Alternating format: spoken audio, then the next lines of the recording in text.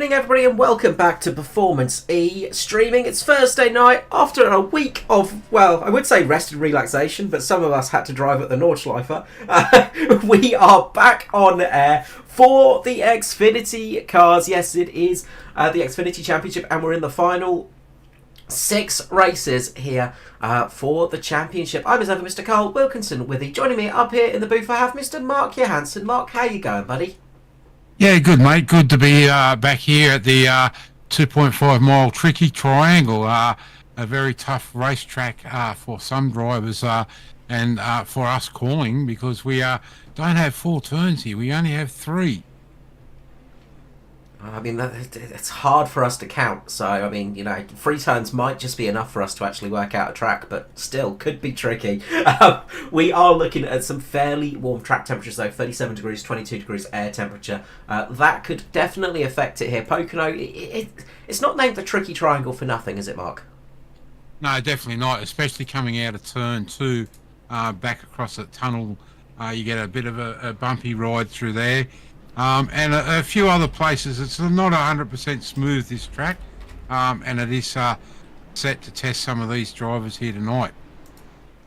Absolutely, and while we speak of the drivers, let us start by going through the starting grid for this race. It wants to load up. There we go. On row number 1, we have Jason Martin and Andrew Dyson on the outside. Row 2, we've got Ryan Jones with Neil Pearson. Row number 3 is Kate Donnelly with Barry Neal. On the 4th row, we've got Stevie Dubb with Norman Clark. Row number 5 is Dave Douglas with Josh Micklemore. On row number 6, we have Shane Bowen and Gary Wellman. Row 7 is Riley Curtis with Ben Henniker. Row 8, we've got Brett Fenley with Ruben Phelps. On the 9th row, it's Noddy Tompkins with Roger Clark. Row 10 is Todd Maxfield and Maxie Marshall.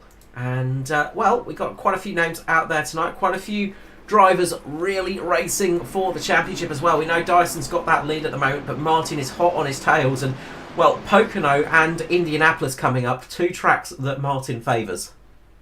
Yeah, definitely right. And also, you know, there's some wild cards that'll slot in and out. Dave Douglas, when he can get there, he's another one that you've got to watch on these tracks.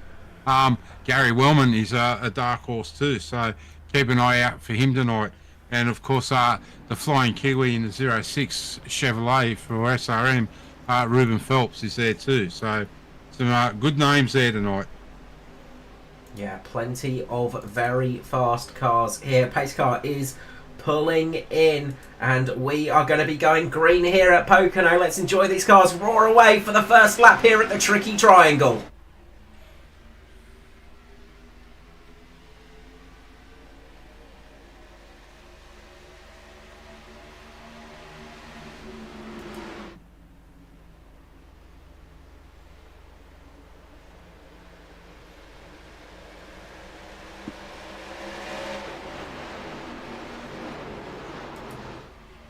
Already some carnage as the car's in the wall and going around. It's Brad Fenley.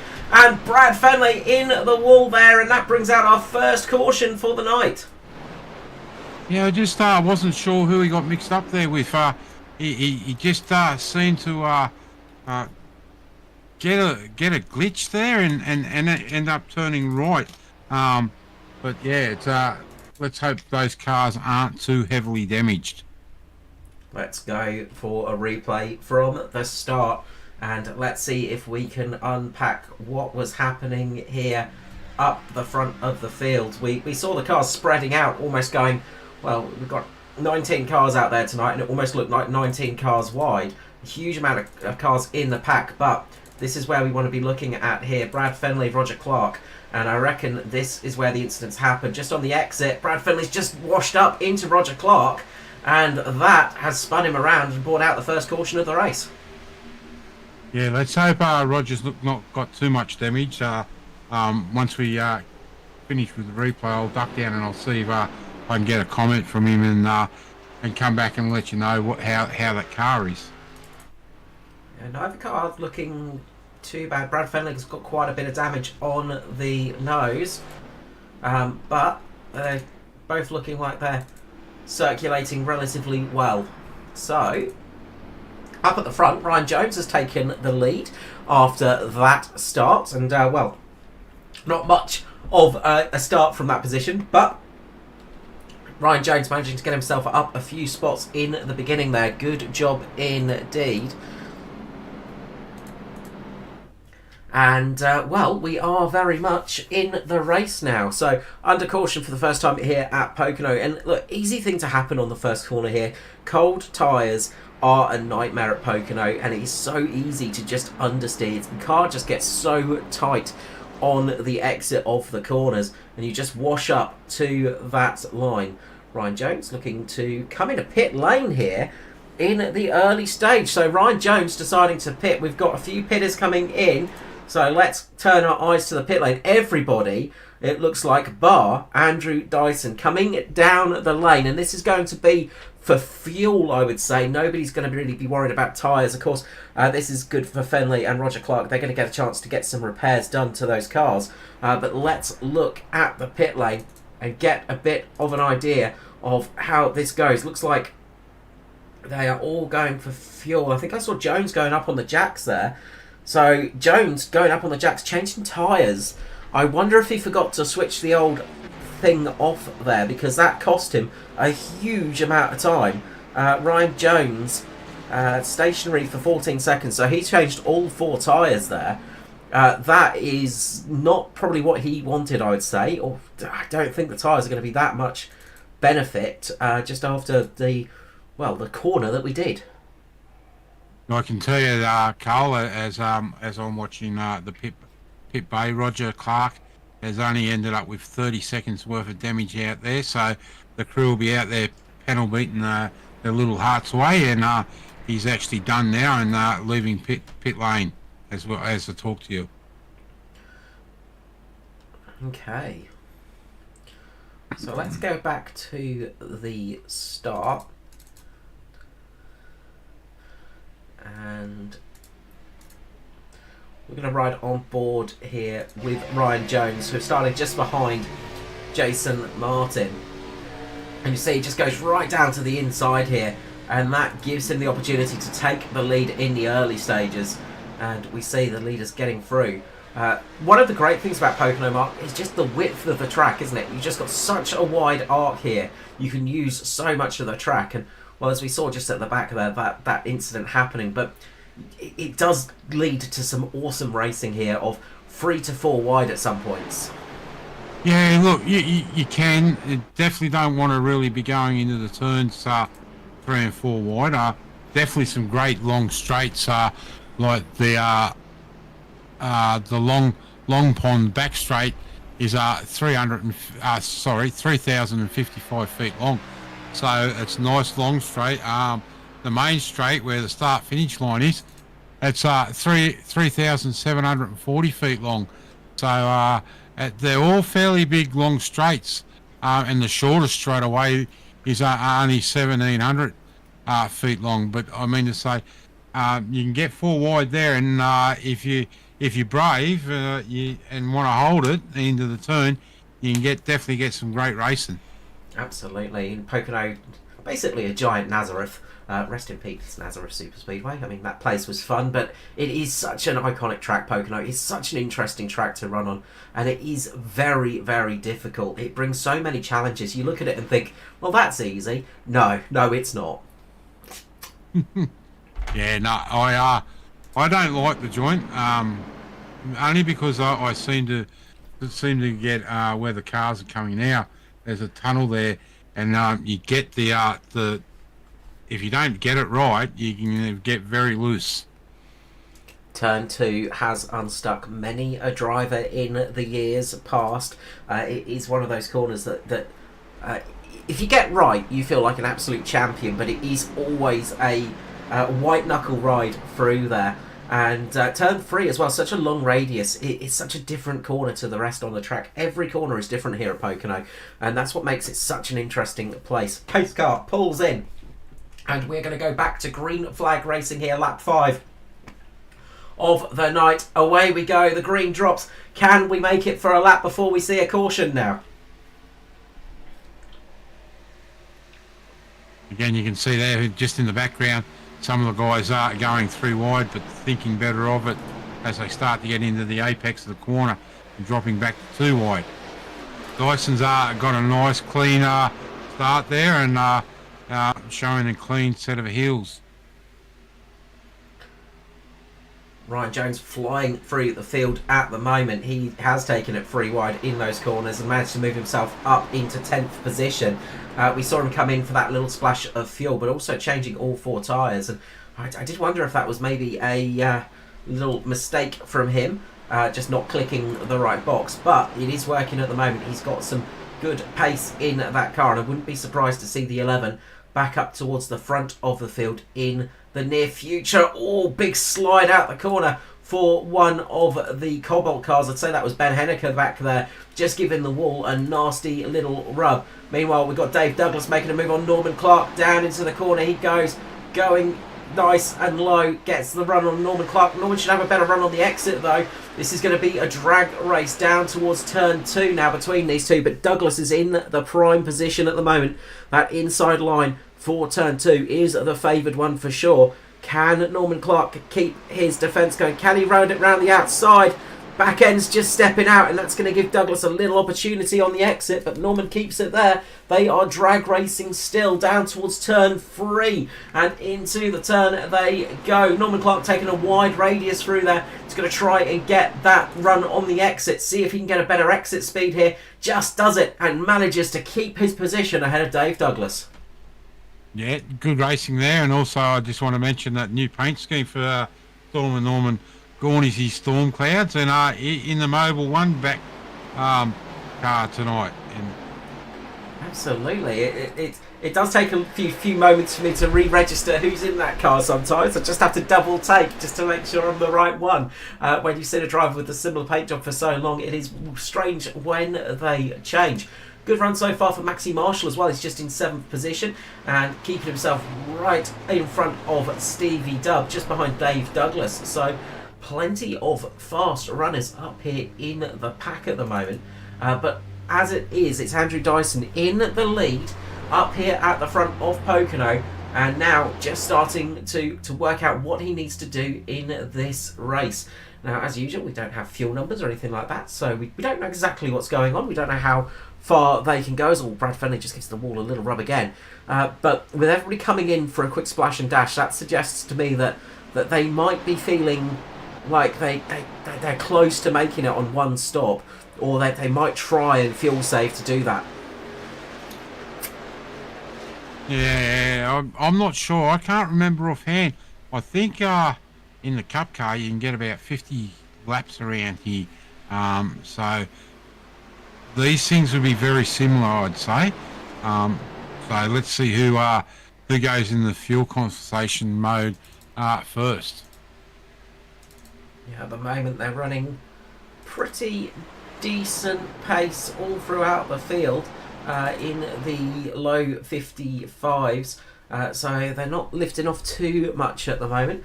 Fastest lap so far, a 55.1, I think. So it is very much in that range as Josh Mickmore gets a hell of a run down the start-finish straight.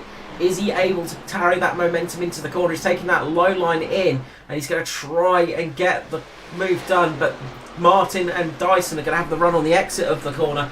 Micklemore's positioned himself nicely into turn 2. Can he get this move done here? He's trying to make a move on his teammate here as well as the leader. He's just lost speed as he's out of the draft. He's going to have to tuck back in before he loses a spot to Kay Donnelly behind him. And I can tell you why we're watching that battle up front. Stevie Williams and Barry Neal just made up 2 spots. Got past Maxi Marshall, and I'm just not sure who that red car is back there. Shane Bowen. On Shane Bowen. So they're on the move. Really starting to get the go ahead for those two. Yeah, just watch the cars on the exit. These nice long camera views are pretty handy for that. Watch the rear of the car, because it looks like a lot of people are starting to get some heat in those rear tyres and are just struggling on the exit. Back end is stepping out on quite a few people here, and it is just not sitting. It's not sitting exactly how they want it to. So quite a few people struggling with the rear on the car. That's going to be really noticeable out the exit of turn 3, going on to the start-finish straight. That's when you really start to notice it. That long radius corner of turn 3 tends to just punish those rears a little bit more, and if you've got the start of some overheating in there, it really starts to kick in, and then onto the exit of the straight, you find the back end stepping out, and you get close to that wall, and it can be a little bit perilous. Let's see from this angle who manages to make it through. They all do. Gary Wellman just getting a little bit sideways, but they're all keeping the cars in the right position at the moment. Yeah, now the other thing you've got to be careful at turn 3 is we see there, we've got a yellow line around the base of the circuit. If you overstep that, big knock of the wall there for one of the Cobalt cars, Bowen I believe it was. Back to what I was saying, you got that yellow line, and through turn 3, it's the only place here that has it, is they've got a very nasty ripple strip down there, and if you do happen to get below that yellow line and get on that ripple strip, that's going to rip that left rear apart very quickly. You can just about see it there, and it is just a tricky thing that circuit racers sort of go, I'll just take that ripple strip. No, don't ever go near it. Avoid it for all that you're worth. It is not a fun place to be down there. Up the front though, the race is starting to heat up for Martin, Dyson and Micklemore, as Martin's looking to make a move on Andrew Dyson here for the lead of the race. We know Martin's got some good speed here. He did take pole position, but can he defeat Andrew Dyson, who's been on a fantastic streak of late? Jason Martin does slide the purple Mitch Motorsport car up into the lead of the race though, and regains his first place.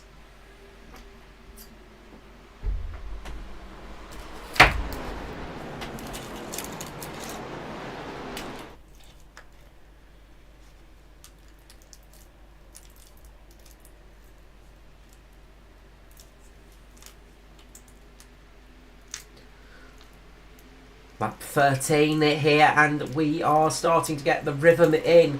And look at this, Micklemore's starting to make some pressure onto Andrew Dyson as well. So up at the front, we are starting to see a little bit of fighting starting to happen. We've seen the lead change. Now can we see second place change? Good job up the front as well. Kay Donnelly stuck to the back of these three cars in his Simboys entry. Kay Donnelly having a good run here tonight. Another driver that is very good on these large, almost super speedway style tracks. The Simboy's always good on these tracks. And Norman Clark having a good run up in 5th position. His confidence has not been the highest as of late, but he is definitely in his top form tonight here, as Dyson gives the wall a big rub there on the exit of turn 3.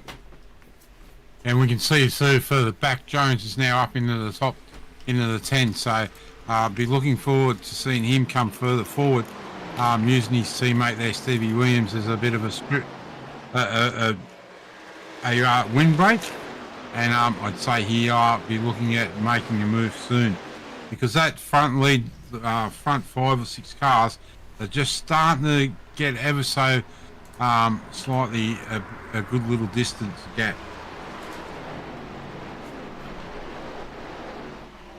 Yeah, they have started breaking away a little bit here. Look at this, bump draft in here, down the straight they go.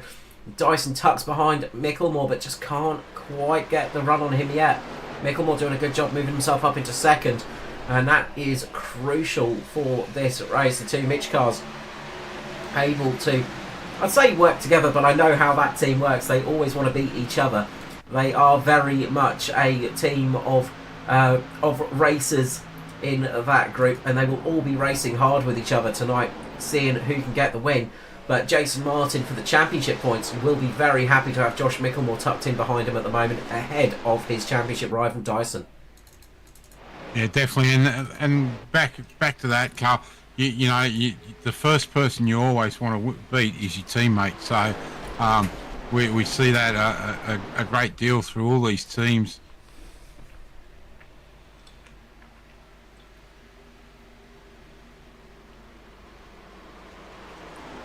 Yeah, That is very true, and especially when you're in, if you're sort of doing races where you've got identical setups, you want to beat your teammate. Just show that you're the faster one. There's all big slides coming out the corner for Wellman and Roger Clark there. They both keep the cars in the right directions, but that's not going to help. Meanwhile, Dyson's looking to make a move on Micklemore now, moves himself back up into second place. Gets the run up the inside. Can Micklemore do the switcheroo here? Get himself back underneath Dyson and carry the speed. Looks like he's just about got it coming into turn 2. Can he hold that position? Now the tyres are starting to wear. This could be a really good opportunity for Micklemore just to force Dyson slightly offline and just a little bit uncomfortable.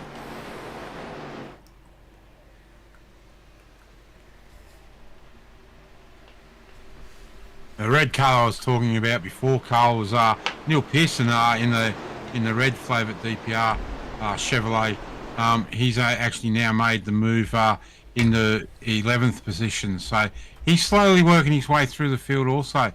Maxi Marshall just big hit for Nighty Tompkins in that background on that outside wall. Yeah, that was a big old whack of the wall, but he just about got away with that one by the looks of things. Don't want to do that too often because eventually it's going to catch you out and the car is not going to enjoy it. No, definitely right there.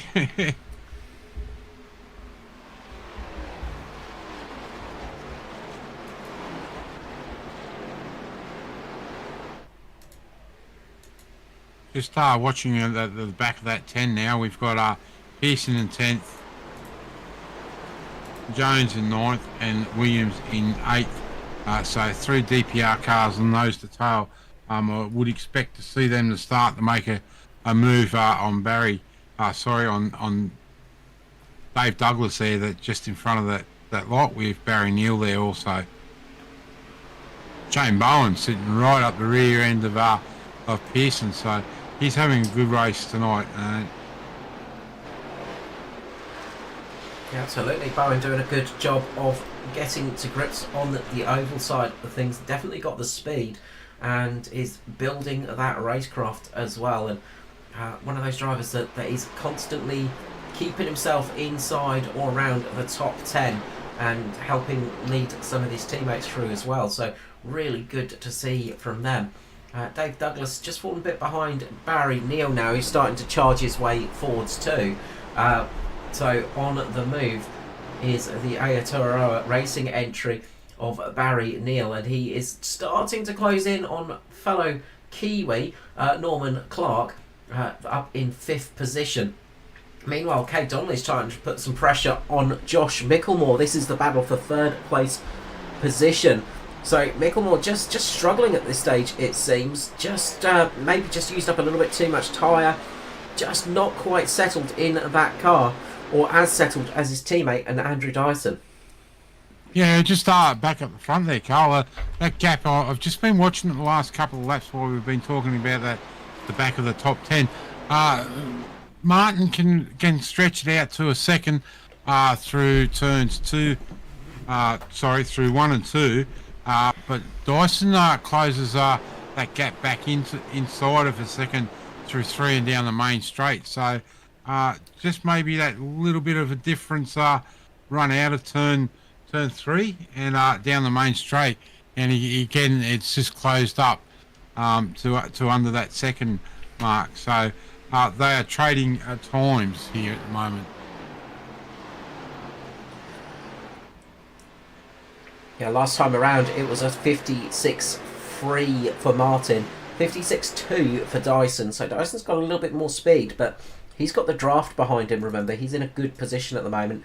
Down these long straights, he's getting a bit of help with having Jason Martin in front of him. But of course, Martin has got nice clean air, so going into the corners, he'll have that little bit more speed he can take. He doesn't have anything making his tyres too hot or his engine too hot in front of him, so he's sitting in a very good position. So we'll keep an eye on that battle for the lead, as we've got plenty of action all out the track as we are lap 21 of 80 here tonight at Pocono. as you said, that battle for third place is definitely heating up now. Kay Donnelly right under the wing of Micklemore in front of him. Again, another one that Donnelly's able to close in through the turns, but Micklemore's just can get that drive off the turn and down the straights.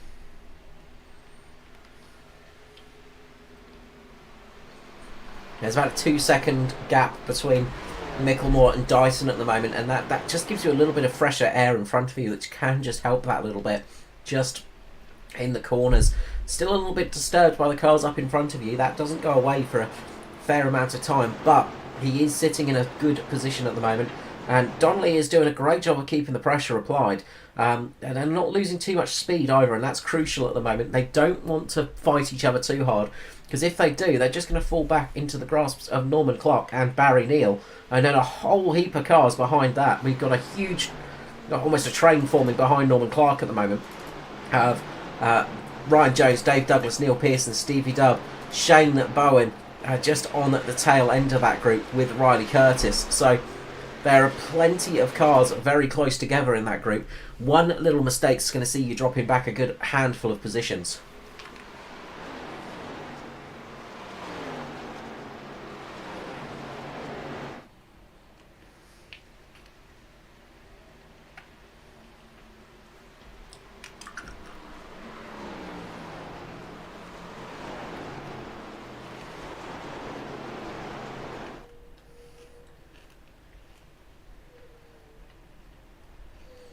So as we tick over for another lap, we've got plenty of action on track. As we can see, Norman Clark, Barry Neal starting to have that battle coming to them. Barry Neal trying to go down the inside here into turn one. Going to make the move. Norman Clark going up high, and that's going to cost him a little bit. Will he be able to get it back on the exit, or can Ryan Jones get the move done here? As they swing down towards turn two, Ryan Jones just tucks in behind Clark. Gets himself in a good position. He's got Dave Douglas right on his tail as well. So it is all to play for here for some top 10 positions. And they are racing each other pretty hard at the moment. But hard but fair, you got to say. Yeah, definitely right. And these guys have been around each other long enough to know how hard they can push each other. That group, well, from Martin through to 10th, they're all in that 55, low 55s. It's not until you get back to Riley Curtis where we see that Riley's starting to get out to 55.5.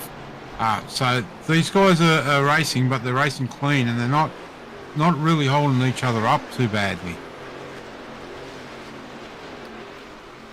And they're all keeping up some good pace at the moment, and well, we've got quite a few. We've got a few different strategies at play, because Martin, Dyson, Micklemore, and Donnelly all stayed out. They didn't come in the lane. The rest of that group have been in the lane, so they've got a little bit of extra fuel on board. So that could come into play later in this race as well. Once we start seeing those pit stops, those guys that have got a little bit more fuel in the tank can just give it a little bit more time out on track and might catch a lucky caution as Norman Clark into the wall. That was a heavy hit.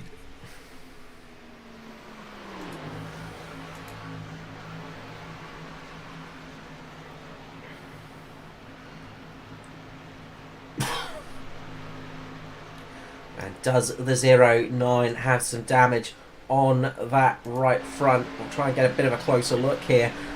Looks a bit scratched, but not too bad, you got to say, from this position. But I'm sure inside the car it's not feeling quite as sublime.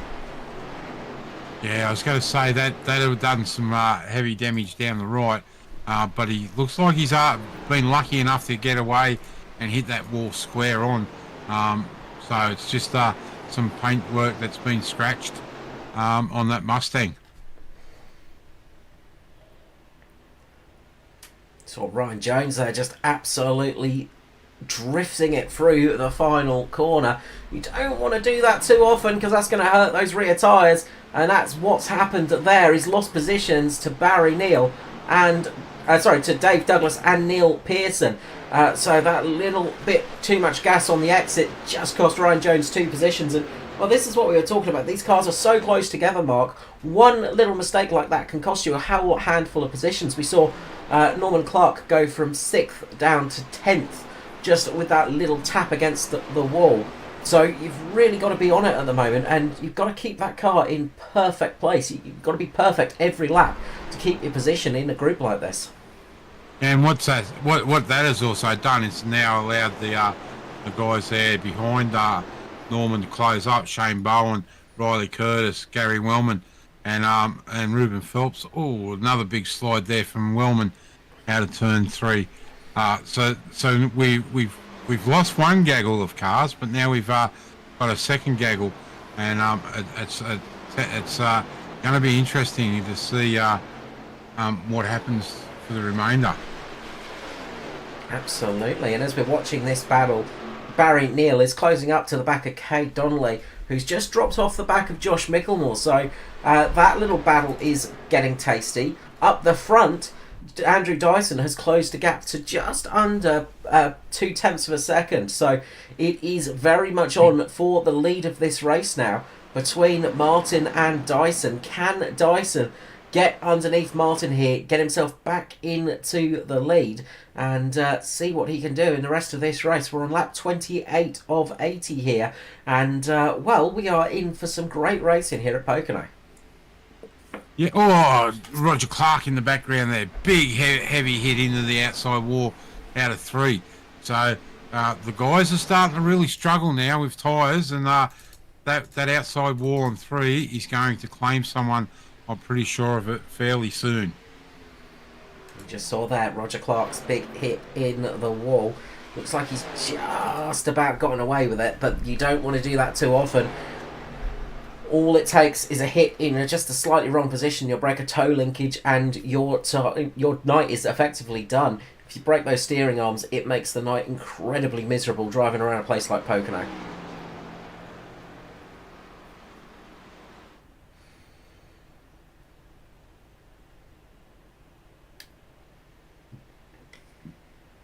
Some different lines there between Martin and Dyson as well. Jason Martin taking a slightly tighter exit line. Dyson really running it out to the wall, and that's something we see from Dyson quite often, is he will use every inch of a racetrack and is not afraid of getting close to the walls.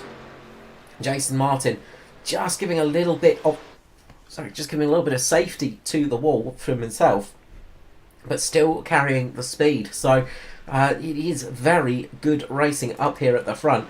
They've just spread out a little bit here, so we'll keep our eyes a little bit further back now, because Cade Donnelly is under all kinds of pressure from Barry Neal now, who is right on the back of the 4th place man and is looking to make the pass from 5th position up to 4th. Can he do it here? Coming up to turn 3, he's got the inside line here. That should be a little bit more beneficial through the mid-corner.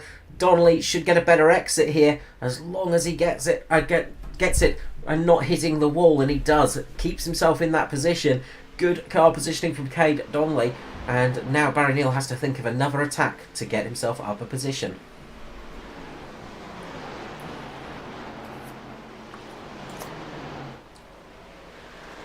Just watching this battle at the down in 14th and 15th between Wellman and Phelps.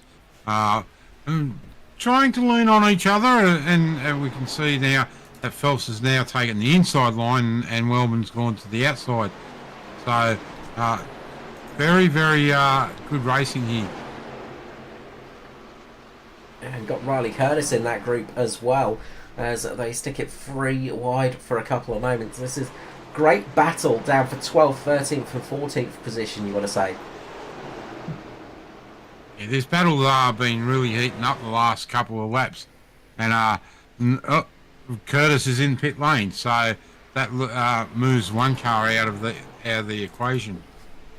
Meanwhile, Barry Neal's getting a great run down the inside. He's got Dave Douglas helping, just push him along a little bit, and they both get past Cade Donnelly and move themselves up into 3rd and 4th position here. So, good little race there, and look, having a bit of a helping hand is very useful at Pocono sometimes. So just watching the two cars that have come into pit lane. Josh Mickelmore taking 4 tyres and fuel. Riley Curtis 4 tyres and fuel. And they are both being serviced and on their way back out of the pit lane now. How much longer can Martin, Dyson and Donnelly stick it out? That's going to be the question. Well, Donnelly's coming in this time round, so that answers that question. But when do the leaders pit? How much more fuel have they got in the tank? You've got to say it's probably going to be this lap then that they're coming in, because they've definitely not been not been saving too much. But if you know Jason Martin and Andrew Dyson, you know that they can be quicker than the field and manage to save a couple of extra litres of fuel sometimes. But they go to the Scott Dixon school of racing, where they're still bloody fast but able to save fuel as well, and it's an infuriating skill to have. I can just tell you, Carl, that Kay Donnelly has missed his pit box and has had to reverse that car up. So he is going to lose a great deal of time in the pit. Martin in now, and that's going to leave Dyson out on track. So Dyson sitting in behind Jason Martin was just able to save an extra tank of fuel there, and that could be crucial. So let's see, Neil Pearson pulling it in as well. So quite a few cars that came in for their stop under that first caution are pulling it into the lane now, and seeing what they can do with a fresh set of boots and some fuel to the end. Nobody can make it here to the end, so we are going to have a second set of stops. Probably a bit of a splash and dash, you've got to say. But we might see some people trying some different strategies throughout the race. Looks like everybody hit their marks nicely and are sitting pretty at the moment. Dyson out on track, coming through turn 3. He's going to be pulling it into the pit lane this time round, you'd say, unless he's done some major fuel saving. And he is indeed pulling it into the lane as Andrew Dyson pits here from the lead. That's going to leave Dave Douglas up there, and he's going to get himself a bonus point for leading a lap, as well as keeping himself up the front of the field. So, caution, caution, caution.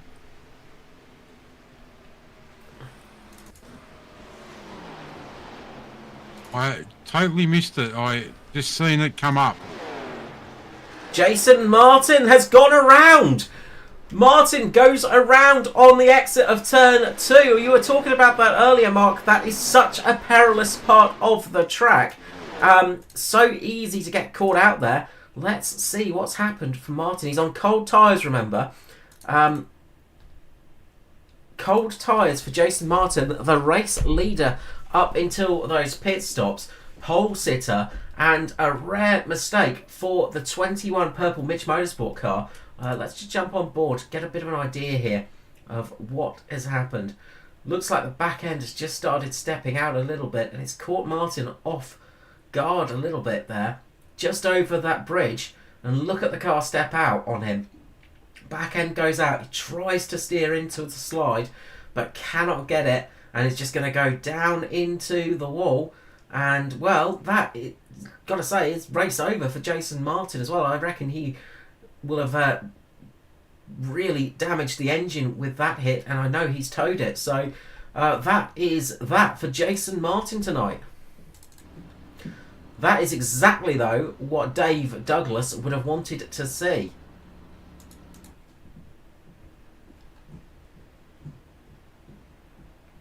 Jason's still connected. He's still in pit lane. Still looking at getting some repairs done. So we may see him back out on track. It's going to be a lengthy one, though. It'd be about 30 minutes worth of repairs there, because the engine did go kaboom. So that's going to be a lengthy sit in the pit lane. And effectively, a race is run for Jason Martin. He can only hope to pick up a few positions if some other people drop out. So this has worked out perfectly for Noddy Tompkins, Ben Henniker, Maxi Marshall. Maxi Marshall doing a great job out there. He didn't come in first time round as well, so he is on the original fuel and tyres at the start of the race, so he managed to extend his stint perfectly. Really good job from Maxi Marshall to extend it to that point so he could take advantage of this pit stop. This is exactly what Josh Micklemore did not want to see. He's been out there for about 4 laps on these tyres. Those tyres will be a little bit worn down. Neil Pearson pulls it into the lane. He's only done a couple of laps on this stint, but I imagine he's going to come in, just throw some extra fuel in there, not worry about the tyres, but get this stop done just to give him a little bit more wiggle room and possibly make it to the end of the race. It's going to be a lot of fuel saving needed to do that, but with this caution it might just be possible to just about make it to the end if you've done your maths right. Just looking down there, that pit lane then, a lot of guys took fuel and tyres. I think they would have that group all had yet to stop though, Mark, so you'd have to say it would be fuel and tyres for everybody in that position, because you wouldn't want to go back out there on the tyres you started the race with.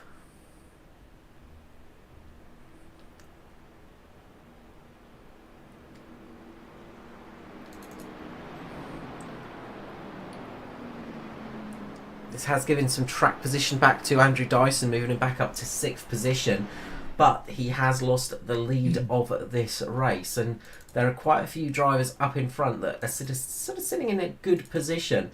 Riley Curtis really gained from that caution, moved himself up a whole heap of positions, same as Gary Wellman. They've done about 4 or 5 laps on this stint, so their tyres are going to be up to temperature nice and quickly. But there are a lot of guys on fresh tyres behind that are going to be very hungry and wanting to get themselves up to the lead of this race.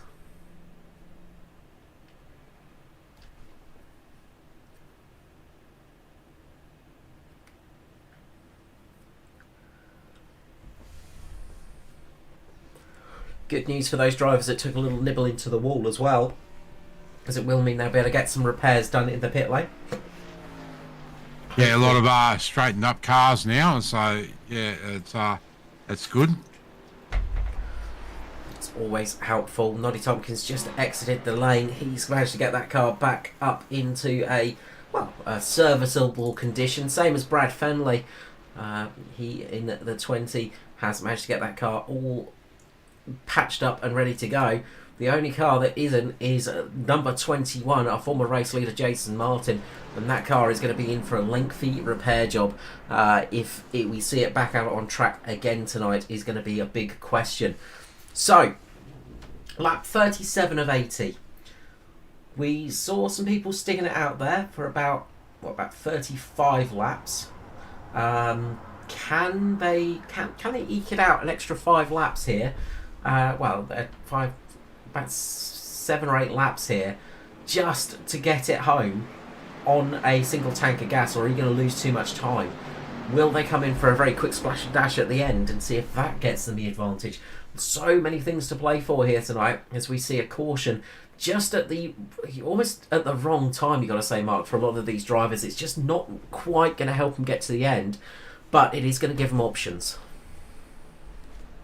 100% correct, Carl. It's it's a hard one. I don't know if these guys can save enough fuel to get home just on that stop. I think you might be 100% correct, and we'll see a lot of guys in pit lane for a splash. As the pace car pulls in, we're going to go back to green flag racing here at Pocono. It's Josh Micklemore, Riley Curtis leading away. The green drops, and we are back to racing here at the tricky triangle.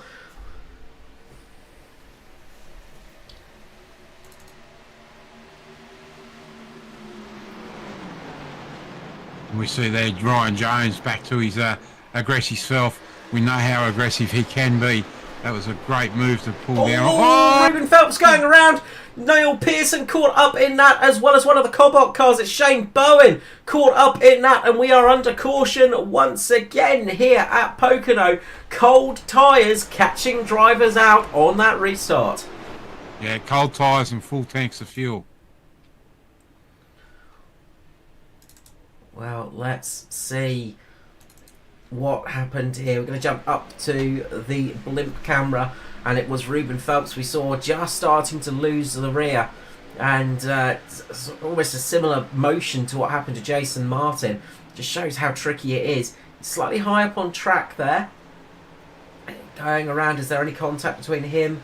No, he just gets wiggly in the mid-corner. He tries to save it, doesn't quite. Shane Bowen goes into him, so does Neil Pearson. And all three of those cars end up going down to the wall. Heavy damage for Ruben Phelps and for Shane Bowen. Neil Pearson, he got some contact in that one, but it doesn't look like it's going to really affect him all that much, you've got to say.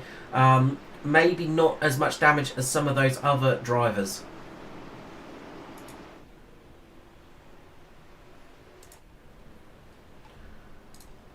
Well, that's changed things up, Mark, because, well, you're going to come in again now, aren't you, really, to top up the tanks, because you've got a very good chance of getting very close to the end of the race from this point on. Yeah, now is a time where you'll take that risk and come in and top off. One or two of the other guys may just hang out there for one more lap and take the extra lap of fuel. But yeah, a lot of these blokes will make up their decision as they get to pit lane entry.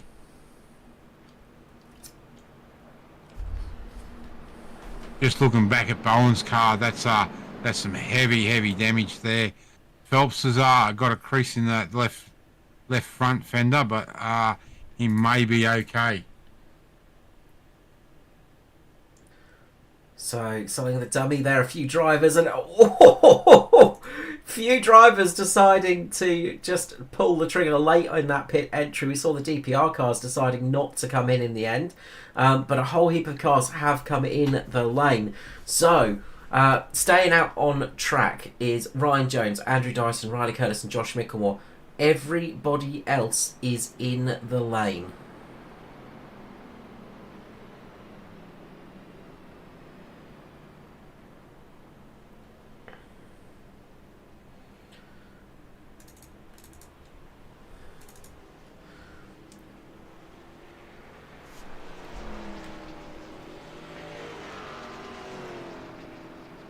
So a few drivers even deciding to change some right sides, some drivers deciding to change all four tyres as well. So there's a lot of different strategies now going on the track, Mark.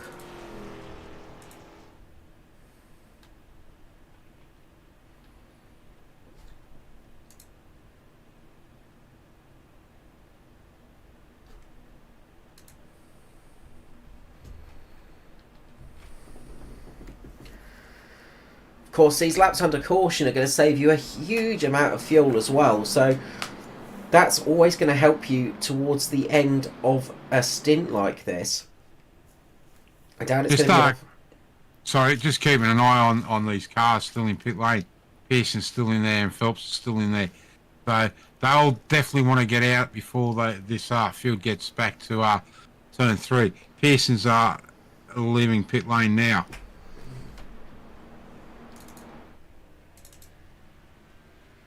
Can Bowen and Phelps get out? Did they have too much required repair time? Or will they get free here before the pace car comes through? Bowen's car's got a fair bit of damage on the nose. Phelps may get out in front of the pace car. Yes, he will. So will Bowen. So some great work there by the crews to get those cars out. But looking at Bowen's car, I think he may... find himself back down pit lane fairly soon.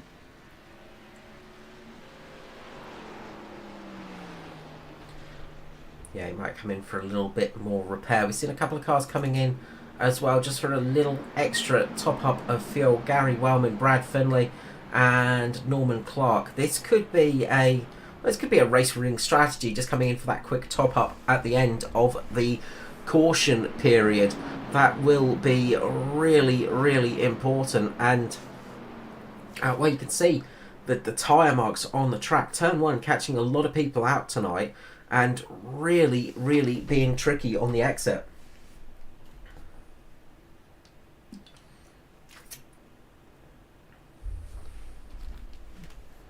Keeping an eye on these guys Phelps and Bowen, they're just coming past the start-finish line now. So let's hope they can get back up to the rear of the field before they go green, but I don't think they will. If they do, they maybe have the advantage of being at full speed. Just Days of Thunder it through the field, it'll be fine.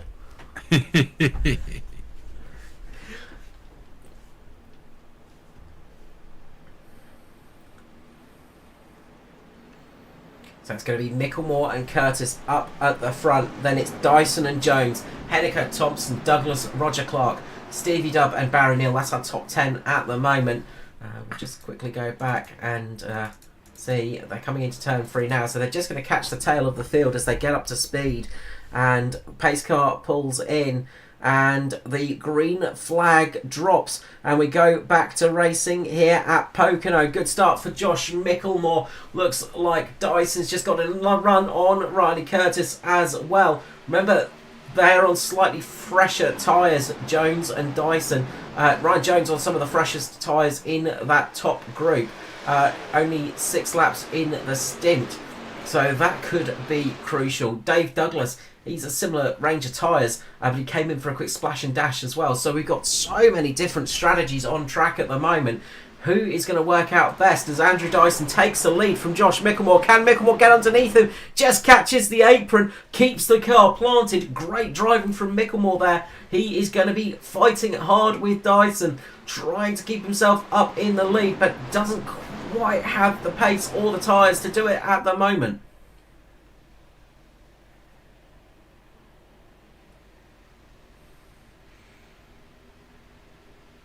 You can just see in the background there, Bowen heavily into that outside wall again. That car is not to 100% yet, so he's just going to have to be careful and make sure he doesn't keep getting that push into the outside wall. Yeah, you've got to be so careful in an injured car because it does only take a small little tap and all of a sudden it goes very, very wrong very quickly. But they are keeping some okay pace at the moment. But up the front, Dyson's trying to run away a little bit here, seeing what he can do ahead of Curtis and Jones. Noddy Tompkins, we saw that car getting a couple of quick repairs and not sitting too well, but now it's up into 5th position. And Noddy having a good run out there at the moment and getting some good speed here at Pocono. And then there's a whole heap of angry cars behind him now, trying to close the gap. Dave Douglas and Barry Neal leading that little charge. Remember, they pretty much all came into the lane a few laps ago just to get that extra top up of fuel. So they've got a little bit less to worry about than some of the leaders at the moment for fuel running. Can Josh Micklemore make a move on Dyson here? He's looking pretty racy and he's going to try and make it down the inside here in turn 2. Dyson should have a better exit here, but Micklemore's not given up the lead as of yet. Every time Micklemore drops down to that inside line, he opens himself up to both Jones and Curtis there on that high line. They just seem to get a bit better run through very close to the fence. Everyone there looks like Maxi Marshall may have just touched it there in the background in that yellow car. Martin now having a great run down into turn 1. Has he got it far enough up? So he's going to be able to take the lead here. Another great run on the outside for Dyson. Yeah, Dyson's got some really good exit speed there. Micklemore was hoping that he could do a slide underneath Dyson. Didn't come true, and now that's left him open to Ryan Jones, who is putting pressure on Josh Micklemore, trying to get himself up into 2nd position. And he might have that move done as Micklemore is left all on his lonesome down there. He needs to try and slot himself up behind Dyson once again, just to get himself in a position where he can make that lunge. But Ryan Jones is blocking off that part of the track at the moment. Jones and Curtis are working well together. They're both giving each other a nice little drag and push. And we can see there now that Martin's dropped back level with Curtis. But now Jones decides to go out after his teammate, Dyson.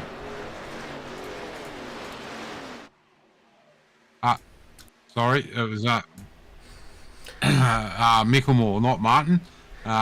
It's the blue car, not the purple car. That's right. The joys of being colourblind, eh?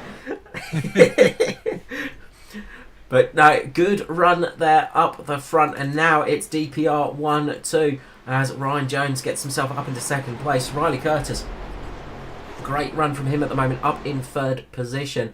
Noddy Tompkins keeping himself there. Barry Neal, though, is closing the gap. So Barry Neal is starting to close in, and well, he's got a bit more fuel than some of these other guys. This could be a good night for Barry Neal and could help get himself a little bit further up in the championship after a couple of races where it's not been the best result for the Kiwi.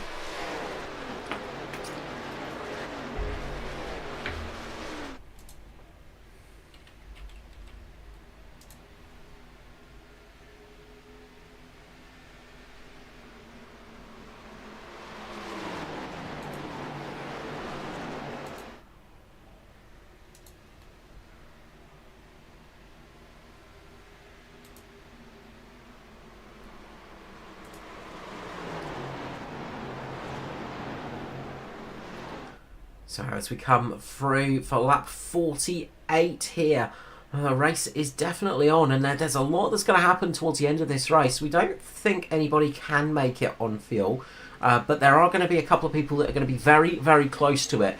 So if we see another caution from here on out, then everybody will be able to make it home on fuel, of course.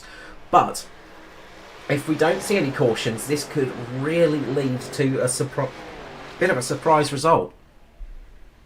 Yeah, it's definitely going to be an interesting one for the rest of the race.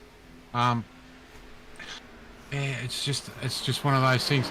Barry Neal's just sitting back there, biding his time in sixth position. Noddy Tompkins there having a great run up in the fifth.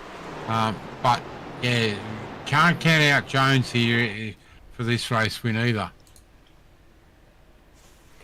No, absolutely, and just glancing my eyes to the championship results, this is going to put Barry Neal up ahead of Jason Martin tonight, as long as nothing happens to Barry Neal in the very near future. So that's going to help put him up a bit closer to Andrew Dyson, but what he needs is, well, some misfortune to befall the 41 here tonight.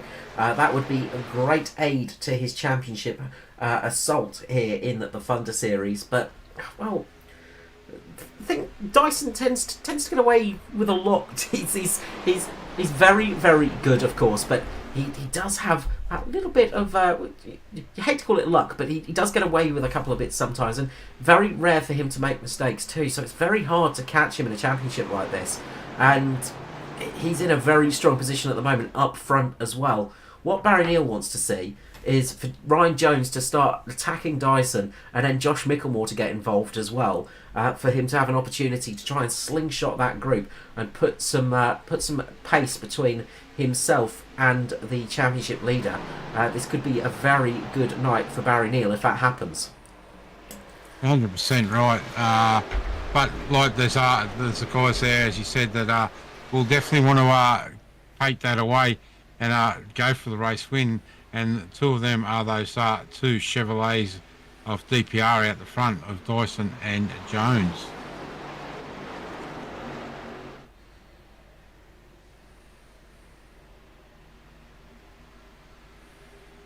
So 30 laps left to go now. The big question is, can everyone make it through on fuel? It's still a big question for fuel.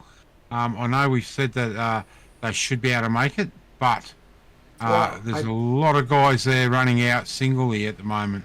I don't think they can make it, Mark. I don't think any of this group up front can make it. Barry Neal might be one of the first cars that's looking like he can make it with a fair amount of fuel conservation. But the top five at the moment, I don't think they will be able to make it. They're going to have to do a heck of a stint to do it. So I think we're going to see this group needing to come in for a quick splash and dash or just a little bit of fuel. I just feel like it's a little bit too long for them to make it personally, but we might see them pull it out the bag. Drivers that are looking extremely good for sort of making it. People like Norman Clark, Brad Fenley, you know, they're a bit further down the field, but they are very much in fuel conservation mode, I'd say. So they're those drivers that are really, really saving. While up front, they're still going pretty hard at the moment. 55.5 for their last lap. Best lap of the race for Andrew Dyson was a 54.8. So, you know, it's a little bit off their fast times, but they're not looking like they're fuel saving at the moment for sure. As we see Barry Neal making a move here on Noddy Tompkins, trying to at least, as they battle it out for 5th and 6th position. They got Stevie Dubb, Kate Donnelly right behind them, and they're trying to chase down Riley Curtis too. This is a great little battle for position for P5 in this race currently. Oh, Noddy Tompkins in the wall outside. Stevie Dubb following him into that wall as well, and those two cars both making contact, losing themselves momentum, and this has given Kate Donnelly a chance to slingshot his way through as they go 3 wide into turn 1, as it's Barry Neal in the middle, Noddy Tompkins on the outside, but Kate Donnelly just absolutely pulled off a robbery there, taking those positions absolutely perfectly. A fantastic drive there from the Simboy, number 40, Kate Donnelly. We've really seen KR step up this series. You know, he did well in the trucks, and he's really carried on to the X-Finity, and really stepping up and having some great drives. Yeah, a lot of speed in that car, Kate Donnelly. He is a very, very quick driver, and he's just getting that confidence to stitch it all together in the races as well, which is great to see. And he is becoming a constant top 10 threat at every race, but he is knocking on that door to the top 5 as well constantly, and really putting people under pressure. So good to see from Kate Donnelly. We've got Ruben Phelps and Shane Bowen both coming into the lane here. We know they both had some serious damage, but are they coming in to retire the cars, or are they coming in for a pit stop? It looks like it might be the former, unfortunately, as both those cars are looking pretty much done in this race.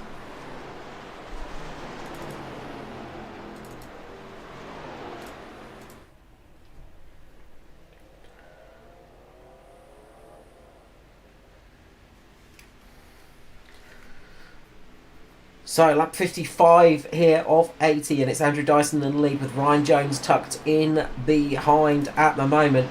That gap though is very close indeed as they battle it out for the lead. We know DPR like to fight with each other, and they are doing it at the moment. Not losing too much time though to third place man Josh Micklemore. Kate Donnelly we saw pull off a beautiful move, getting past, well, a whole heap of cars into turn 1. He's managed to get past another, and that's Riley Curtis, who drops down to 5th position. Barry Neal sits in 6th spot with Stevie Dubb in 7th, 8th for Noddy Tompkins, Roger Clark in 9th, and Dave Douglas back in 10th position. And Shane Bowen may have a bit of an issue here as well. Try and get this replay up. We might just need to fast forward a little bit. It's gone back a bit too far, unfortunately. Let's just see what's happened here for Shane Bowen, who's just gone onto the grass, and I think he's going to be pulling it into the lane, as that car is not looking like it is handling as it should be, and that is going to be another retirement, you got to say, for tonight, or at least another car that is very much out of the running. We've lost Bowen, Phelps and Martin in the running of this race. Jason Martin still in the lane trying to get some repairs done, but running out of laps to get back out on track, and not too many retirements in this race to take advantage of that as well. So we are seeing the field split up a little bit now as well. Barry Neal getting past Riley Curtis with Stevie Dubb joining him there. So the cars are starting to move forwards. But who is going to trigger the first pit stop if they need it, Mark? Who do we see coming into the lane, strapping on a fresh set of tyres, and then just going hell for leather to the end of this race? Well, it's all pretty tight.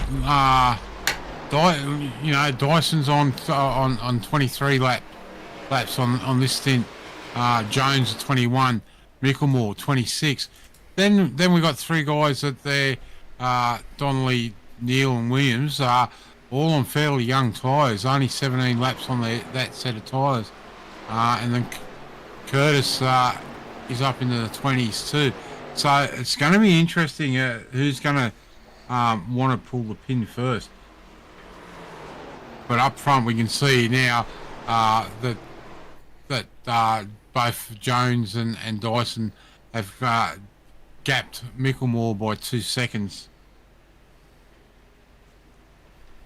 Yeah, they are running very well with each other at the moment as well. Not fighting each other, losing time, but not making it super easy for each other as well. And you see Kay Donnelly now all over the back of Josh Micklemore. Donnelly's got some great pace here tonight in that number 40 Simboys entry, and is taking advantage of it and flying up to the back of Josh Micklemore. Can he make the move on the Mitch Motorsport car?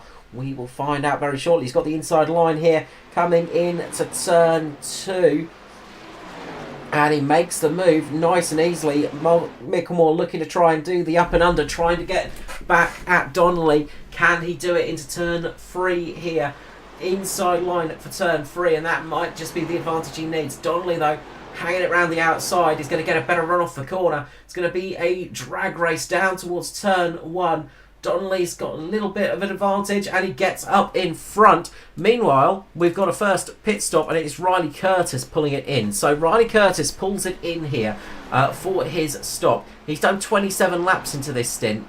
That's only a couple more than Andrew Dyson. So that tells me that I don't think we're going to see these leaders, this lead 2, making it to the end without an extra pit stop. Yeah, it's a hard one, but we know these DPR guys can save fuel. But as you said, Carl, I just don't know if it's going to be enough.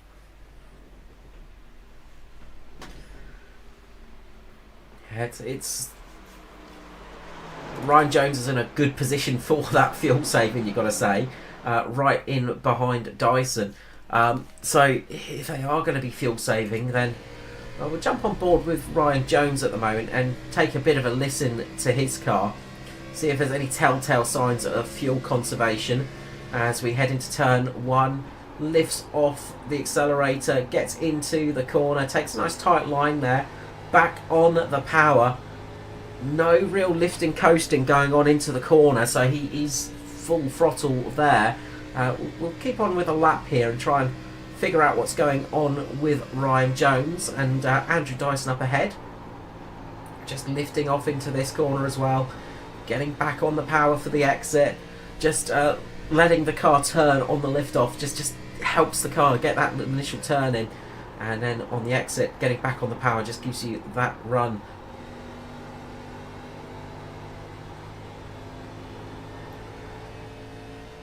Ooh, Dyson gives the wall a little clip here, and we might be on board for the moment where Ryan Jones takes the lead as he gets the run here on Dyson, who lost all the momentum on the exit. Ryan Jones is going to take the lead of the race from Andrew Dyson here.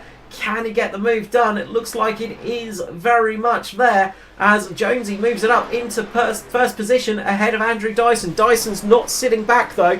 He is looking to try and get that position back into turn 2. He's going to drop it low. See if he can fly underneath there and get that position. Meanwhile, Kate Donnelly is coming to the lane. So that was Kate Donnelly absolutely flying. He was not fuel saving at all because he's needed to make an extra pit stop.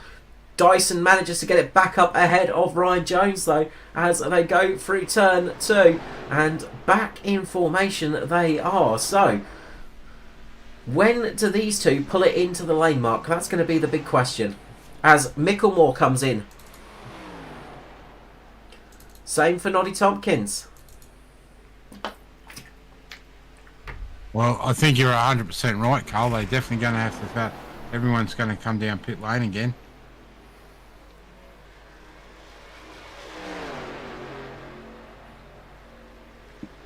I wonder if we're going to see somebody like Gary Wellman try and stick it out here He only done about 21 laps into this stint, so it's still going to be very tight to make it to the end. But we could well see Wellman trying something here as we jump on board in the mean green machine for the Sim Boys. We'll try and take a bit of a listen to the engine note here as well, get an idea if he is in big fuel save mode. No real hearing of clutching or anything like that, but he's not exactly pushing it, is he, Mark?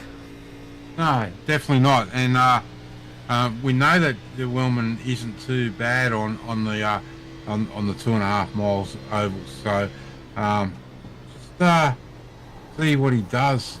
Like he's not really lifting either through the turns. Oh, it's going to be a very interesting race here. Brad Fenley up in 9th position at the moment, a bit in no man's land. He's just behind Norman Clark. Ben Henniker as well up there. We saw Roger Clark, he's been into the lane, gotten some fresh tyres and some fresh fuel. Cade Donnelly, who had come in the lane as well, is just set the fastest lap. Dyson's in pit lane.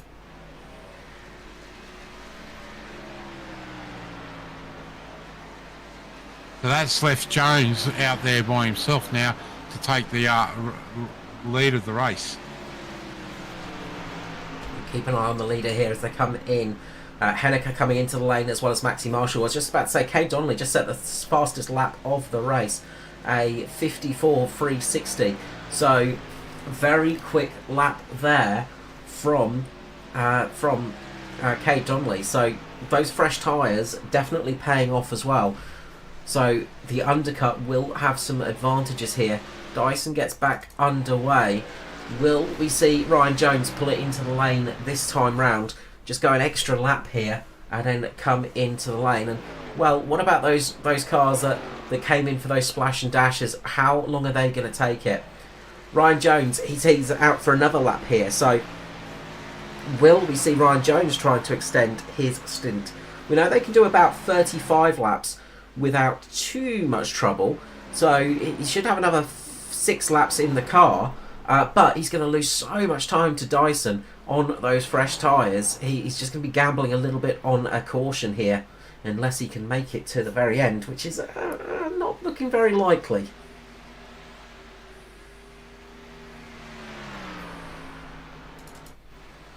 Meanwhile, Barry Neal is all over the back of Stevie Dubb, and this is the fight for second place now.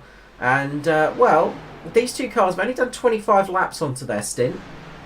So they're sitting a little bit better than some of the other cars out there for fuel, you've got to say.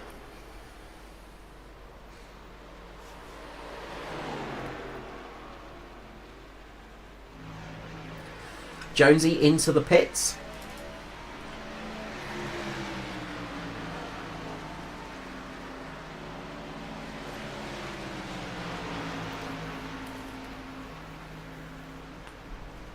Which is going to promote Stevie Dubb up into the lead, and well, could be Barry Neal taking the lead very, very shortly too. So let's jump back to our former race leader Ryan Jones, and now to Andrew Dyson, who's coming onto the front straight now, and is going to go sailing past Ryan Jones, who's still in the lane. Ryan Jones just about exiting the lane now. And Andrew Dyson has got a huge advantage over him on some slightly used tyres now over what Ryan Jones will have. But that undercut really, really paying off as Ryan Jones has dropped all the way back. A good 3 or 4 seconds behind Andrew Dyson. Meanwhile, the battle for the lead is very much on. It's Barry Neal trying to go down the inside here of Stevie Dubb.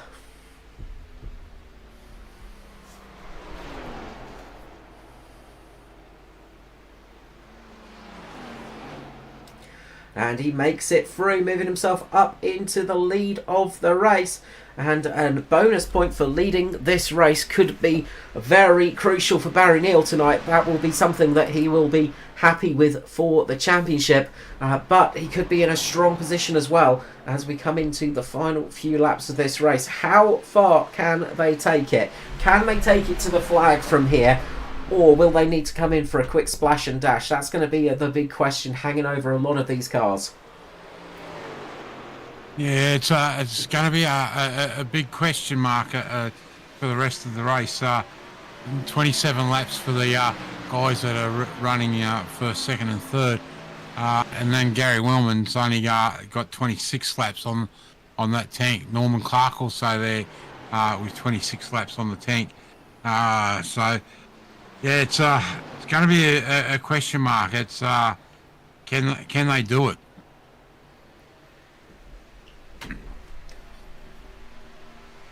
It's not going to be easy, that is for sure.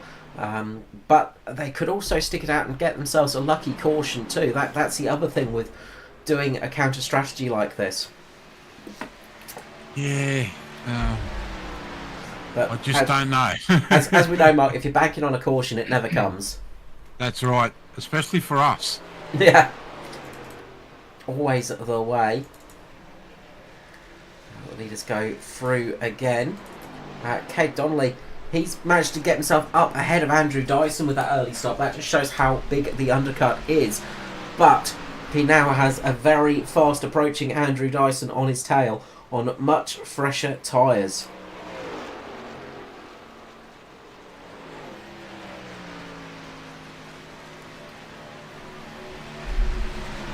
Could well find himself in position for P3 in this race though if everybody in front needs to pit.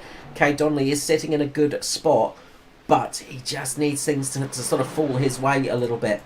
As Dyson trying to make the move around the outside here. A little bit further back, Ryan Jones just made a move on Riley Curtis. Josh Micklemore and Brad Fenley battling it out for position as well.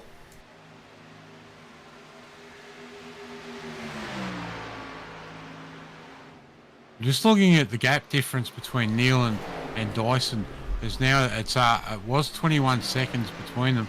It's now down to under 20 seconds. So they've got to really hope that they can stick it out because if these guys at the front have to pit, they are going to tumble very, very quickly and down, even possibly outside the top 10. Yeah, that is it. It's a big gamble, and well, you've got Norman Clark, Gary Wellman. Those two have been sort of in fuel conservation mode. They also were the last cars to stop under that caution, so they got an extra lap or so of fuel in the tank. Then you've got Dave Douglas up in third position, 30 laps into this stint. Stevie Dubb, 30 laps into this stint. Barry Neal, 30 laps into this stint. Only 10 laps to go, though. It's going to be interesting to see who can do this.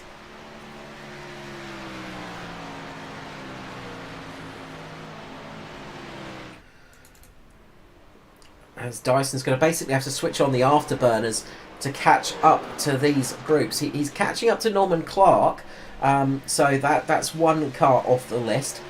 But can he get up towards the front? That's the question. This could be an absolute blinder of a strategy for those guys up in the lead. Let's jump on board with Barry Neal here.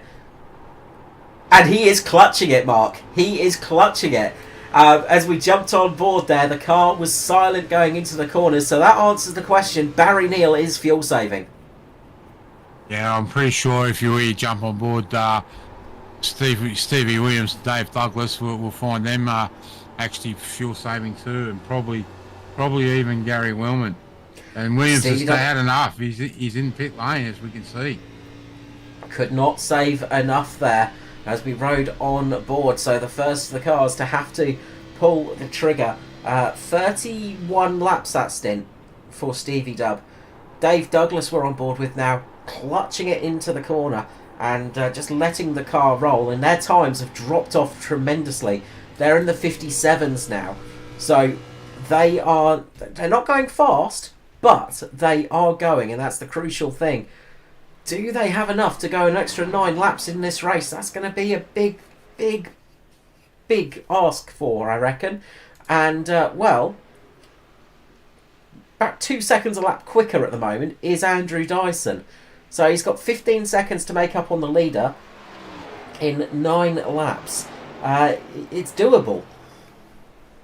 Oh, it's definitely doable. And what these guys at the front would want right now is a caution. Well, if they can make it home, they might not necessarily want that caution, but it's going to be tight. That's the thing, it's so tight back there. And, well, we can see just at the back there, Kate Donnelly just catching Norman Clark, passing him. Norman Clark's got an extra lap or so of fuel, same as Gary Wellman. So those are the two that are sort of sitting in a good spot. And Gary Wellman's sitting behind Dave Douglas as well. Probably wants to be a little bit closer if he could, but that could help fuel save as well for him. So Gary Wellman might be sitting in the prime position here, but he only has 8 seconds ahead of Andrew Dyson, who is lapping a good about 2 seconds a lap faster than him. So in about 4 laps time, Andrew Dyson's going to be all over the back of Gary Wellman. Wellman is not going to be able to do much to keep him back. No, exactly right.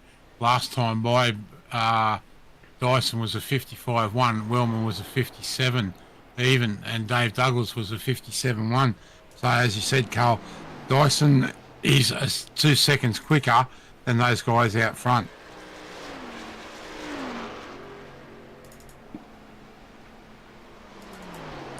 That's it. Can Donnelly close in as well? He's got Ryan Jones for company now too. So Ryan Jones is flying forwards. He's on slightly fresher tyres too. So Ryan Jones still a threat in this race, you've got to say, for those guys up front. It is very much not over. Who is going to get this one? Well, it's anybody's race, you've got to say.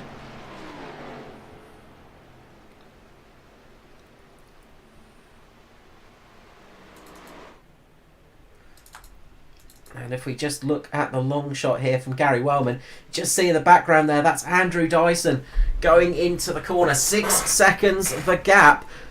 6 laps remaining. And, well, this is very much going into it. Ryan Jones manages to get past Kate Donnelly now, dropping Kate back. Kate Donnelly still sitting in a good position, but can't quite have the same pace as Jones, who has got 5 lap fresher tyres than Donnelly.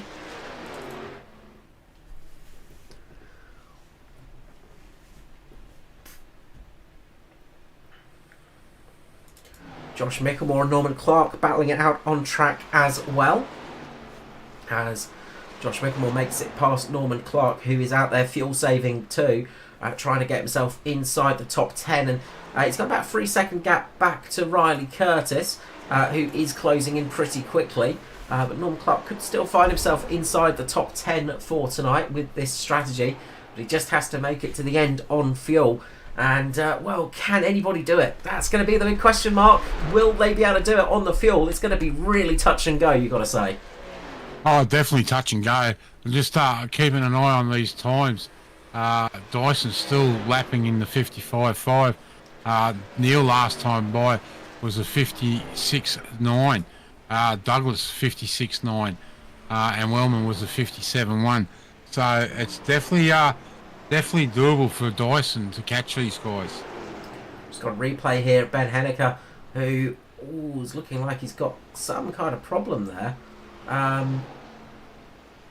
Looks like some kind of rig failure or something like that, rather than an actual true mechanical issue on the car. So it doesn't look like he hit anything, but it looks like maybe there was some kind of equipment failure there for Henniker. He's managed to get back out on track, but just ahead of Barry Neal here. And, well, he's got some pace, and Barry Neal, I'm sure, would not be too displeased to have a car in front of him, just helping him save a little bit of fuel here, giving him a little bit of a tow. This could be very useful for Barry Neal's race, as Andrew Dyson closing the gap on Gary Wellman here. 4 laps to go. Can these guys make it on fuel?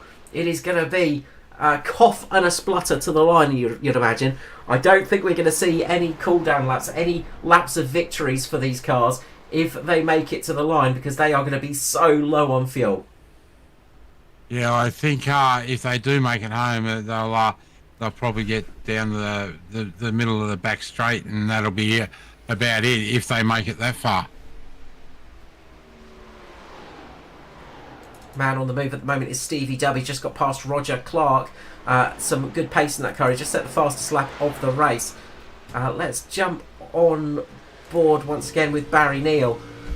Get a bit of an idea of what's going on in this car. So down the straights, full throttle, lifting off early, putting the clutch into the corners and dropping it back out on the exit. So he's very much in fuel conservation mode, but still setting some okay pace. So he's still going for it, but it's getting so tense here, Mark. 3 laps to go. 2 laps at the end of this one, and Dyson is still 6 seconds behind Neil. So if Neil can make it home with the fuel he's got in that tank, it's his race. But geez, as you said, Carl, it's going to be close. And what Barry Neal's going to be hoping is Gary Wellman and Dave Douglas can also make it home on fuel, because those extra spots between him and Dyson are going to be really handy for the championship, with one of his rivals, Jason Martin, out after a bit of a slip going through the corner. I think it's through turn 1.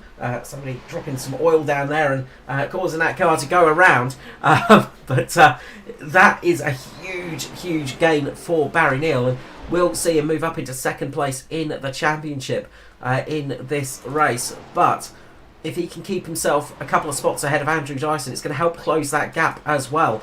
Dave Douglas and Gary Wellman racing now. Gary Wellman, that extra lap of fuel from his pit stop.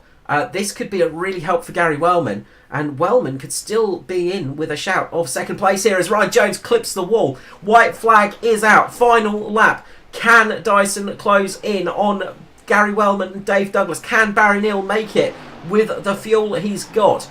It is all to play for here in the final lap here at Pocono. We are coming to the end of this race, and a great run for these guys. Fuel saving by the looks of it. They still have a few corners to go. It's not over yet, but can they keep themselves ahead of Andrew Dyson? Can Barry Neal make it?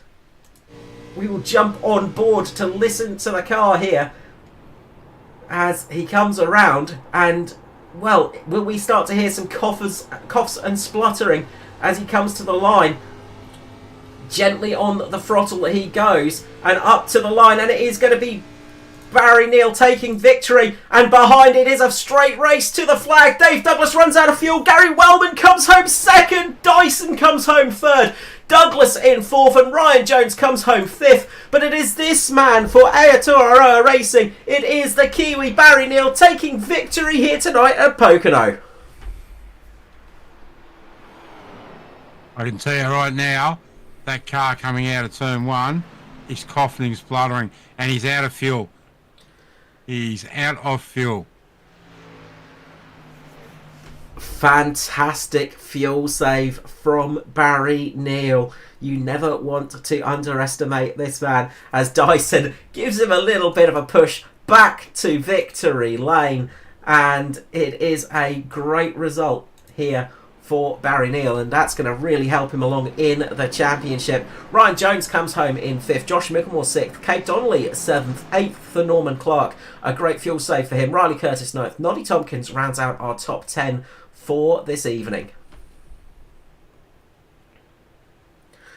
As Kate Donnelly's helping Gary get back to the pits. It looks like Riley Curtis is doing the same for Barry Neal, or tried to at least. Trying to help him back or trying to turn him?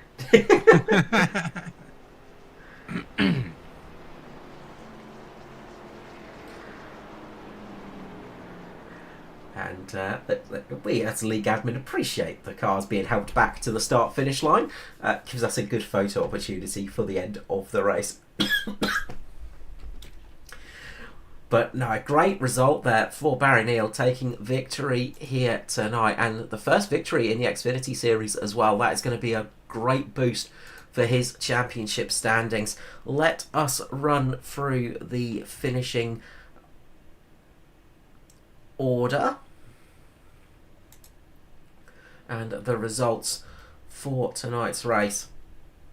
And it was Barry Neal taking victory here tonight ahead of Gary Wellman. Gary Wellman up 10 positions in that race. Fantastic result for him. Andrew Dyson comes home third. Dave Douglas fourth after coughing to the line. Maybe just raced Wellman a little bit too hard there in the end. Ryan Jones fifth. Josh Micklemore sixth. Kate Donnelly at seventh. Norman Clark eighth. Ninth for Riley Curtis. A good night for the A1 Sim Sports boys. Noddy Tompkins comes home, bringing in a top 10 for tonight. Stevie Dubb comes home 11th, 12th for Maxie Marshall. Roger Clark, 14th position, 14th for Brad Finley, 15th for Ben Henniker. Neil Pearson out a little bit early, 16th, 17th for Shane Byrne. Ruben Phelps, 18th, 19th for Martin. Todd Maxfield down in 20th. Don't think he made the start. What a race, Mark. Yeah, after a nice little break last week, and they come back out and definitely turn it on again. Pick up where they left off, and then, as you said, next week, as you see there on the screen, off to Indianapolis. So we're going to be treated to another race like we've seen tonight. Yeah, Indianapolis, a big favourite of a few of these drivers. Jason Martin he is one of his favourite tracks, and he is very, very good there. So expect to see him coming back with some vengeance after tonight's little mistake. But you've got to say that mistake was costly, and it could be costly for the championship. But great job from Barry Neal, absolutely capitalising on tonight, and taking maximum points here for a well-deserved victory. Yep, no, great victory. A great call through the race to get that home on that fuel. So yeah, and as I said, down the back straight number 2 out of fuel. So great to see some of the other guys come in behind him and give him a push home back to the victory lane. Absolutely tremendous stuff as the drivers start filing in to the green room. I will hand over to Mark to do some interviews. All right. First off, we'll pull up our third place man, Andrew Dyson. Welcome to the booth again, mate, and congratulations on a third place here tonight at the Tricky Triangle. Hey boys, how you going? Thanks for that. Mate, a bit of a tricky one tonight. We were trying to guess who was going to make it home on fuel, and unfortunately you just fell just a few laps short. Or did you not want to risk it? No, I mean I thought it was probably close. So, I thought it would be too close. Basically, I thought it was like maybe a 35-65 sort of split. I think 65% in my mind it was going to be better to take the tyres, but it didn't quite work out that way. So probably made not quite the right call, but it was very close. So I'm not going to be mad at myself for that one. It was a good race. Well, mate, you definitely did a great job because you came out and you were 2 seconds quicker than those front guys, and as we've seen, you were able to get through most of it, but just not able to catch Wellman or Neil in the end. So yeah, definitely not a bad call. Still up there in the points, and still good for the championship. Yeah, that's all going good. It's a shame Jason had a moment tonight. Otherwise, it still would have been quite close. But yeah, championship looks good, and it was. I mean, as far as this race in particular goes, it was probably one of the more exciting ones to watch back, I reckon. So it should be good. Yeah, well, mate, we know Ryan Jones is he's the way he races, and we wouldn't have it any other way. An aggressive driver. A great little bit of a ding-dong battle there between you and your teammate in the middle of that race. And it's what we've come to expect from you guys. Some great hard door-to-door racing. Yeah, we don't mind it every now and then, especially when you're in the lead. Like, you're in a privileged position where you can or you're 1 and 2, you're in a privileged position where you can race your teammate all out. But it wasn't really planned that way. I sort of come off turn 3 and had a bit of a wobble, grazed the fence. He got in front, and then we ended up sort of having a bit of a battle, just thanks to my little mistake there, and it kind of cost us a bit of time, which in the long run maybe that hurt us a bit. But no, I mean, that's what happens. You end up making mistakes. You have a battle. That's the way it goes. You got to play it out. Yeah. Well, mate, we're off to Indianapolis next week. Looking forward to that. Another very similar track to tonight. A big, long straights. Basically 2 straight drag strips, and then a little bit of a shorter straight between the turns. Yeah, a couple of big drag strips. Those short little straights don't really feel like it because you're kind of turning the whole way, and just as soon as you get done, sort of not hit the fence and wiping the sweat off your brow, you've got to start turning for the next corner. So, yeah, it should be a good bit of fun. I don't mind that track. Really flat corners, kind of like Pocono, the last corner, and sort of like turn 2 as well, actually, at Pocono. So, yeah, it should be good. Definitely going to be treated to some great racing again next week. Well, mate, before we say good night to you, shout out to sponsors and supporters. For sure, man. Thanks to all the drivers coming out for race tonight. Well done to Barry and Gary. That rhymes. And yeah, cheers to you guys for putting it all on, and all the folks at ANZCAR for getting this all together for us. Appreciate it. All right, mate. Well, thank you very much for your time tonight, and again, congratulations on a great 3rd place. Thanks, mate. Okay, next person we'll pull up is the pilot of the 45 Green Machine, Gary Wellman. Welcome to the booth, mate, and congratulations on a great 2nd place. Yeah, cheers, Mark. Yeah, I was just saying to the boys in the green room, I'd never really had a crack at a good fuel strategy run before, so it was a bit of a learning curve, but yeah, it actually worked out all right. So did you have your boots off and counting your toes and everything, or was it more of a lucky dip?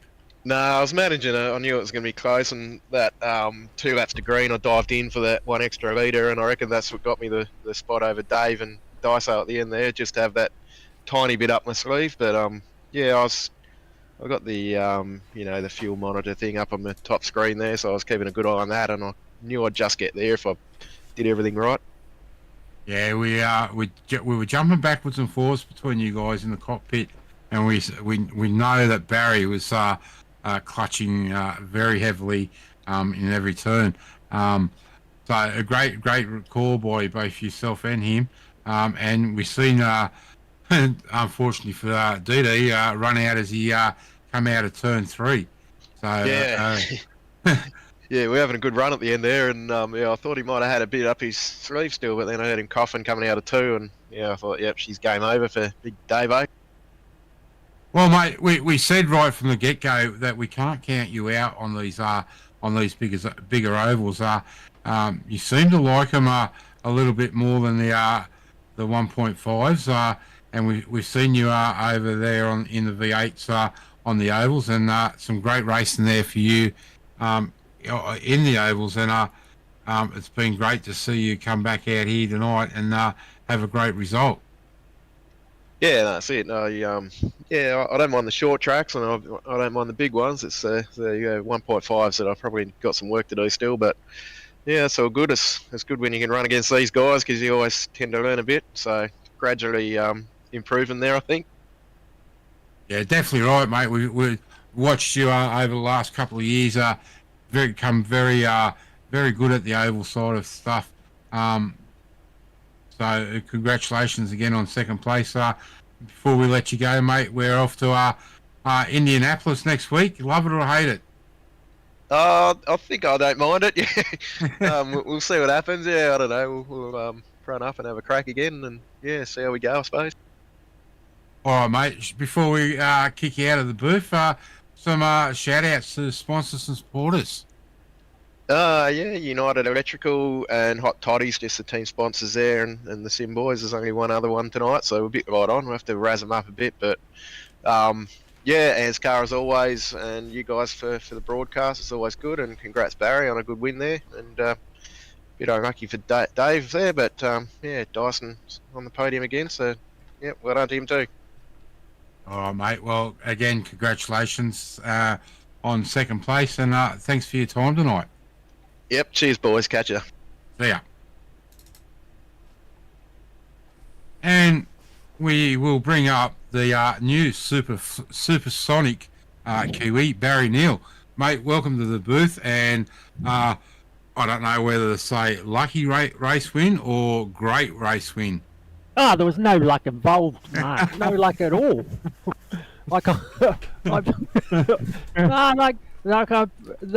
Actually, I was a bit pissed about that yellow when it came out for Jason, because I was well on the way to just making it a one stop. I kind of had decided that I was going to be able to save enough and run fast enough. I was a bit pissed about last week or the week before at Nashville, because I was the only one to make it to halfway in that race, and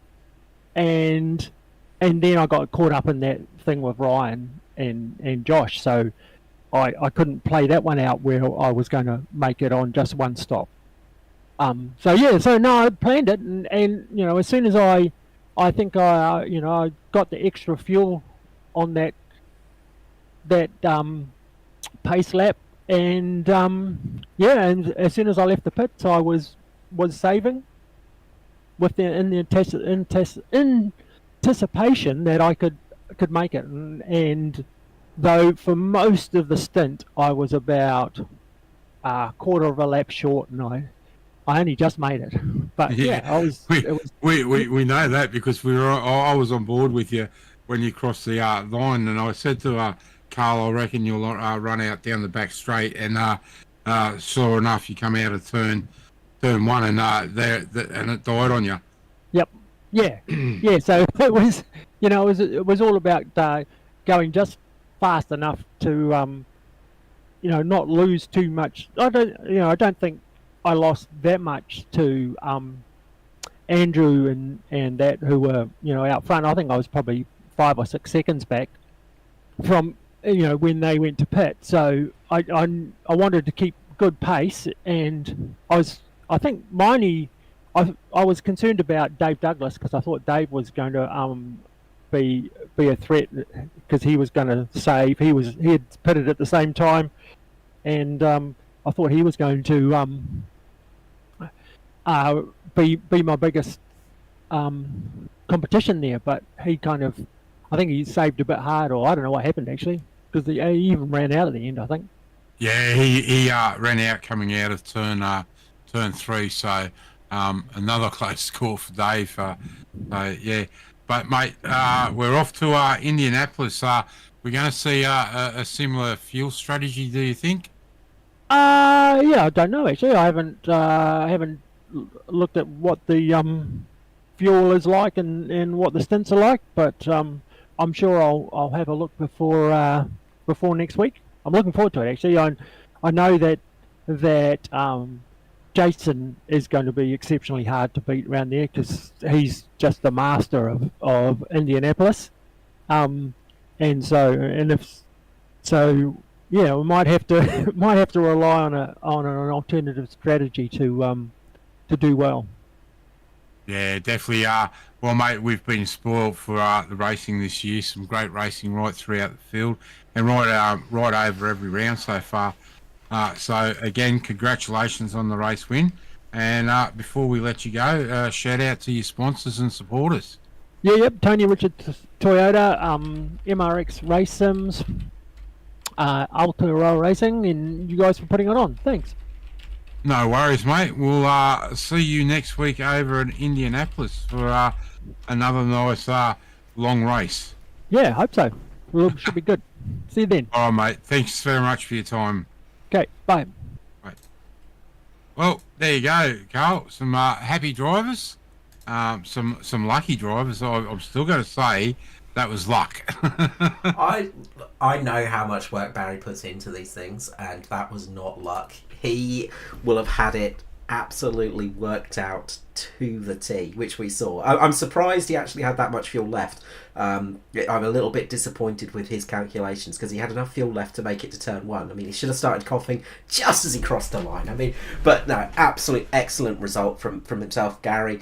You've got to say, Dave as well, he timed it pretty well, getting up into 4th. Norman Clark as well, another one of those drivers that absolutely timed that. Brad Fenley, didn't quite work out for him, but he did manage to make it to the end on fuel. Some really good results there, and as I said, this is really useful for the championship because this is going to close the gap for Barry Neal up the front. It's going to help him, it's going to leapfrog him above Jason Martin, I think, off my quick maths, and it's going to close the gap down to about maybe about 30 points to Dyson and Neal. So it is very much closing that gap and really closing things up at the top. But well, as you said, we are off to Indianapolis next week, and the Brickyard will surely bring us a great show. Always exciting, something to really look forward to, and a race that we absolutely love. But over on Checkered Flag e-streaming, it looks like we're going to be going to Canada next Wednesday. Yeah, next Wednesday the GTs are heading to Montreal. And that battle there in both Pro and Pro-Am classes are really getting tight at the top. We got the top 10 in both classes only separated by about 5 points. So very close racing. Absolutely. We hope you can join us. Join Mark at Kobe and Steve Hoppett over on that one for Wednesday, and then we'll be back with you on Thursday night for Indianapolis. A big thank you to everybody for joining us, everybody racing, of course, to Mr. Mike Johansson for being up here in the booth from me, but from myself, Carl Wilkinson with you, I will wish you a fantastic night, and we will see you again in 1 week's time at Indianapolis.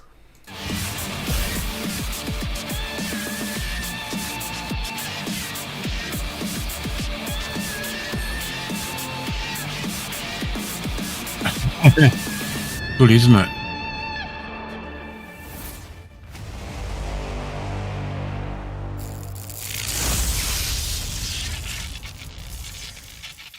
All right, mate.